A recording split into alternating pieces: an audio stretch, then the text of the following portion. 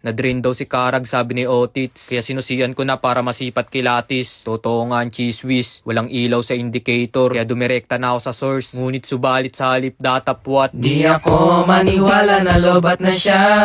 Bateryang kinarga, biglang nawala. Di nga ako papayag kasi kabago-bago pa lang niya. Kaya chinek ko yung mga linya ng regulator, baka may naputol kaya hindi siya nagcha-charge. Goods naman ang lahatan kaya ang huling suspect ko grounded siya. Kaya pinakagat ko na sa test light yung positive wire. Totoo nga ang cheese whiz. Di ko pa siya sinususian pero umiilaw na siya. Mahina lang yung ilaw niya kasi drain na siya. Di niya napaputok yung fuse, mahinang nila lang. Yung duda ko sa mga pailaw to kaya binunot ko na yung mga nakatap at pinagsisisor attack, kaso lang no rin pa rin. Kaya pinagugot ko na yung mga sakit na nasa body niya. And guess what? Walang nag-iba. Grounded na naman tayo.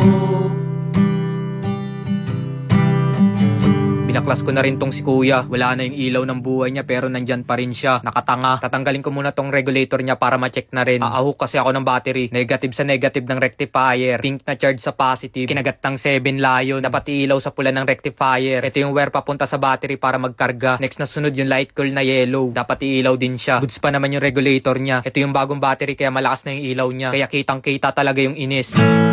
Cause I don't understand. Cause I'm feeling so bad now when I know. Grabe oh. Lakas oh. Sinampay ko na siya para hanapin pa yung iba. Huling alas na lang itong MDL niya, baka grounded na. O kaya yung mga sakit-sakit sa headlight niya. Nabunot ko na lahat ng sakit pero red days pa din. Huling suspect na lang talaga itong MDL niya. At sa wakas, nawala na si Kichi Nadal.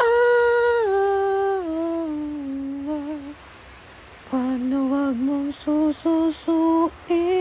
Nilapitan ko siya, baka nananaginip lang ako. Alligator, kagat, tusok. Wala ako sa mood maghimay ng wire kaya dinilit MDL ko na lang siya. Pero kung si Cindy yan, Mas mabilis pa sa alas 4.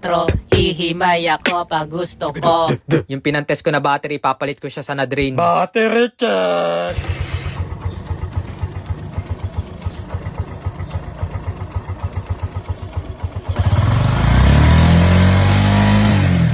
Test probe, tanggal. Chinek ko na lang yung battery niya kung nag-overcharge. Kasi pag lumagpas siya ng 15 pag tinrottle, palitan na yung regulator niya.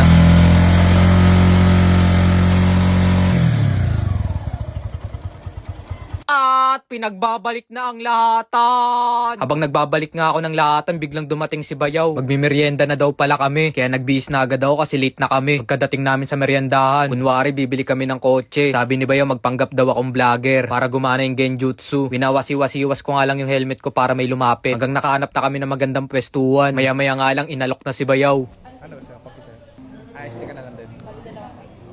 Pagka-uwi sa bahay nila Bayo, pinakita niya sa akin yung pinagawa niya kay Master Tutoy na gaming chair. Bala kasi ni Bayo mag-stream ng sugal. Nagmamayabang niya sa akin mas maganda daw to sa casting couch. Kaya tatawagin niya daw tong fake gaming chair. Pagpasok ko sa nila, pinayos niya sa akin yung nasira niyang cellphone. Nag-stack up kasi yung power button. Pagbaklas ko nga nakita ko yung kapatid ko. Loyal naman pala. Tinanggal ko lang yung SIM card niya para mabaklas ang lahatan. Tumatalbog pa naman siya. Kaya kumuha na ako ng Biogesic, ba masakit lang yung ulo. Pagkatupi ko, kinalso ko na siya para matesting na at makauwi na. Goods na yung pindutan niya. Kaya pinagbabalik ko na ang lahatan. Final check na lang yung up and down ng volume, baka nadamay. Tapos yung mismong power button. At yun, makakauwi na rin.